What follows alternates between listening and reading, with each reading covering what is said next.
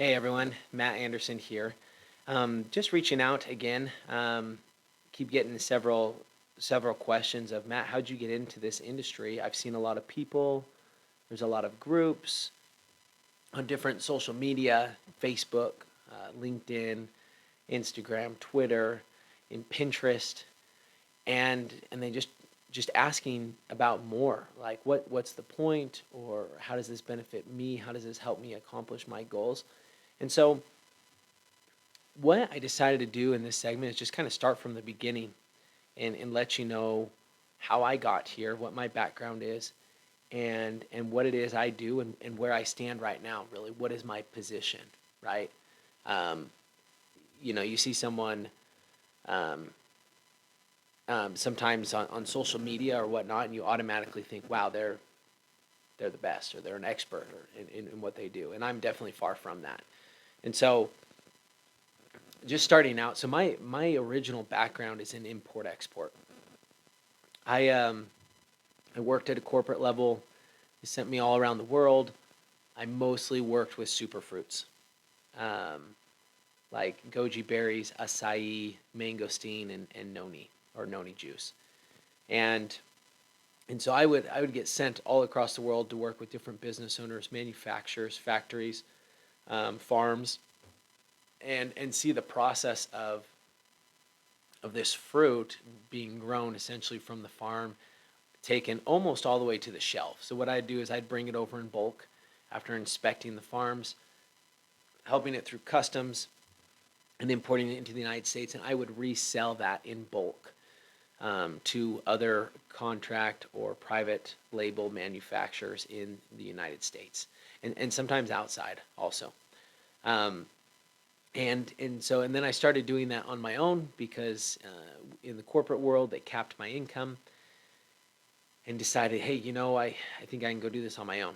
And so I went out and I was doing this for a while, and I started doing other different things. See, I'm fluent in Spanish. I lived in Buenos Aires for a couple years, um, and so I'm fluent in Spanish, and with that I was able to help start consulting with a noni farm in Costa Rica. And so while doing brokering, I started doing some consulting, kind of consulting gigs.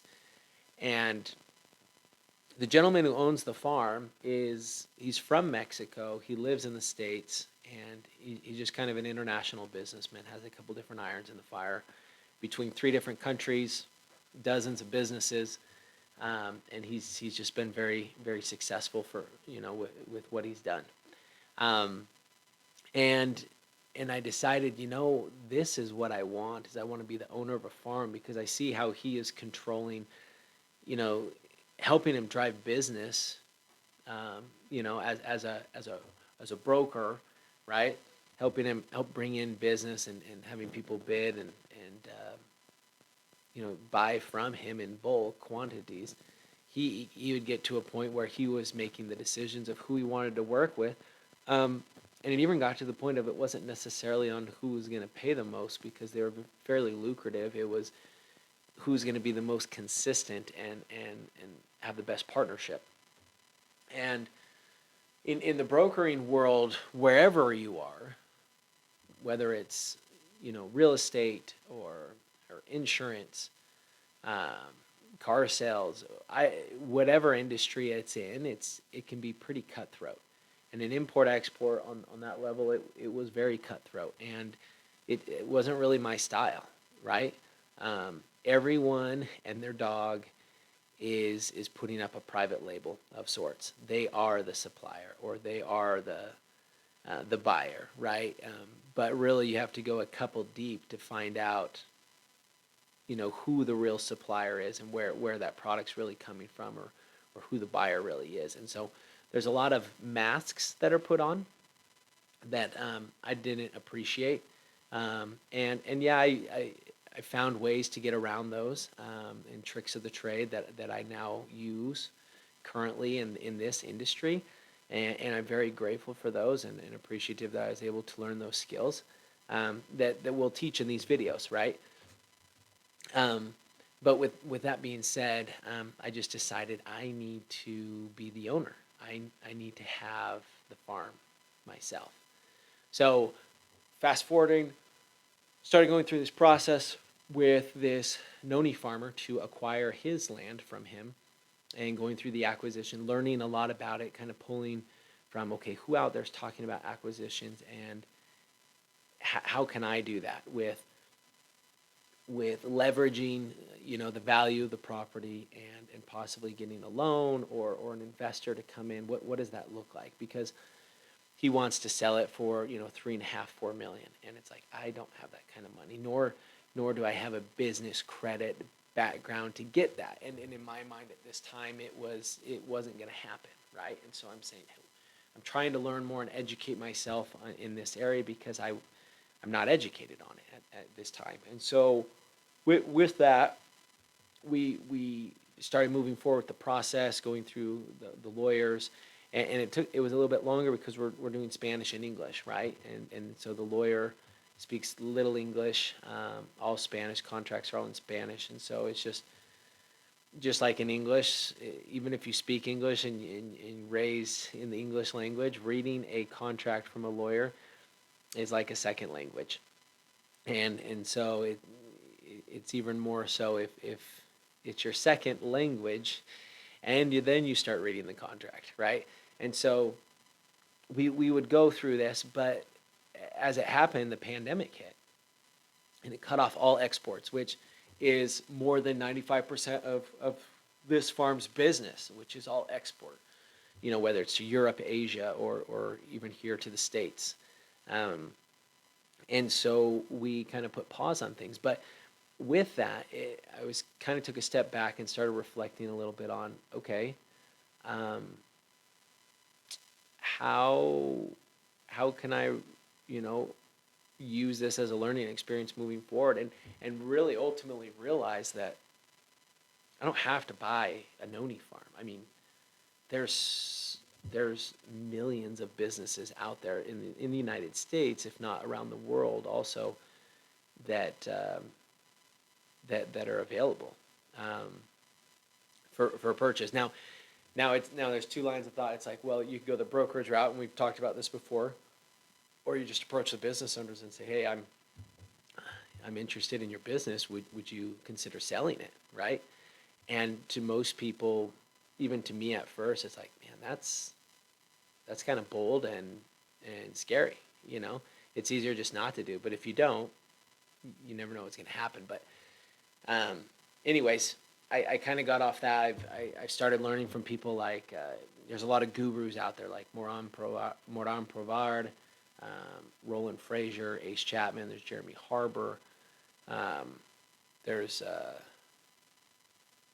there's another guy, Carl. I forgot his last name. Anyway, there's a handful of people out there that have really made it big, that do well buying and selling businesses. Now, whether they make more off their courses or actually do the buying and selling themselves, I think that's really for you to figure out moving forward. That's not really what this video is about, but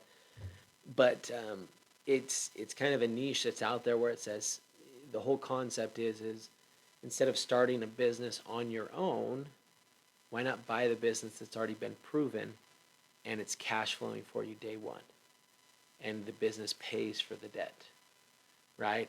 And so ultimately, if it's done correctly, because it's not for everyone, but if it's done correctly, it can be very lucrative, and it can be a great way to propel yourself and boost yourself forward with whatever it is you're looking to accomplish, right? So let's go into buying these businesses. Like, where do you even start, right? So I start by connecting myself with individuals that really are already doing it.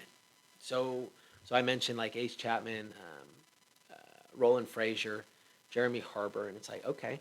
So I start researching these gentlemen, but not only them, because sometimes they're harder to get to, because Roland Frazier's, he's a billionaire, um, and Jeremy Harbour is probably not far behind him, and then Ace Chapman's multimillionaire, and so these people have guards in place, they have gatekeepers, and it costs hundreds of thousands of dollars to be coached and to work alongside these individuals, right? And to have access to their networks. And so it's like, how can I access that individual? And and yeah, you can pay for courses. I've paid for courses, right? And they're definitely worth it. They're worth the money. But let's say that you don't want to spend the money, or don't have the money necessarily to spend right now, right? Um, Another way to go about it is find out who they talk about. I mean, they constantly are sharing testimonials on their websites, through different feeds of social media, and and and boasting in a good way of, hey, we're bringing in good traction. We have good content, and our students are successful. And so the testimonials from their students that have taken classes that are successful, contact those students and say, hey, can I help provide value in any way? Now, you could just go to them without any thought beforehand, but I would encourage you to think beforehand, how could you provide value, right, for these individuals? And there's a couple ways that we could do that, and I'll name a couple here in just a second. Probably the number one way that you can provide value for someone that is doing well with deals would be deal flow, right? Um, Now, it, I would be very surprised if anyone just flat out told you no. I haven't got that yet, but a lot of them will say, I have great deal flow. You know, that's fine. You know, they might throw an obstacle at you, but just push it aside. That's fine. And say, okay, no, that's fine. What is it that you're searching to accomplish? Or maybe you've gone to their website beforehand and they've already mentioned their criteria that they look for, and you say, okay, I see that you've done this, and this is what you're looking for within your criteria, whether it's service-oriented, manufacturing, SaaS, e-commerce, whatever type of vertical that is. And when we say vertical, it means what type of industry, sector that you're focusing on. And with that focus, is there anything else that if I run across it, I can help you out? And they'd be like, well, yeah, this, and this. Okay, cool. And then you get to work. And how do you source, right? How can you bring these individuals value? Because they're going to start paying attention to you when you start throwing them viable deals. First of all, when you start throwing them deals, like, okay, but if you start throwing them stuff that sticks, it doesn't necessarily have to close, but like, hey, these are good deals worth looking at. Okay, then they're going to start paying attention to you. They might give you a little more of their time because they see that you can provide that value and you've shown that. Then the perspective and the paradigm of what you could become as part of them is changing. Okay, so this is how I've made it into groups of different individuals. And what I'll do on a different segment is I'll kind of tell you a little bit about how I've set it up, where I'm not specifically tied to just this group and I deal source for them. Now I am, but I do that for 1, 2, 3 different main groups that already have teams, that have funding, that have experts, and then I will take either an equity position or a finder's fee, or both, when those companies are acquired, right? Now, there are some individuals that I will do deals for, that I'll do deal flow for on a monthly reoccurring retainer that they give me, and I'll just throw these guys deals, okay? But how do you provide that value? And let's say of deals, if you're not an expert, the goal here is to help you become an expert in deal flow, whether it's for yourself or helping others create that deal flow. But it's a matter of not so much us being competitors, but collaborating and becoming better over time. Because I don't feel like deal flow's difficult because of where I am now. However, what's the more difficult aspect is how you nurture and speak to these business owners to essentially convert those to what would be a prospect that's interested in selling their company. So you're actually speaking to someone that wants to speak to you on a possible acquisition or strategic partnership. And that's what we can talk about in these further videos. But if you have any questions about this, just comment below, and we'll try and get back to you as soon as possible. But really, that's what it's all about, is collaborating together. How can you create more deal flow, create value? And there's other ways to create value besides deal flow, but that's really what I focus on here. And there's definitely great avenues elsewhere. And if you have any questions, I'm more than happy to steer you in the right direction.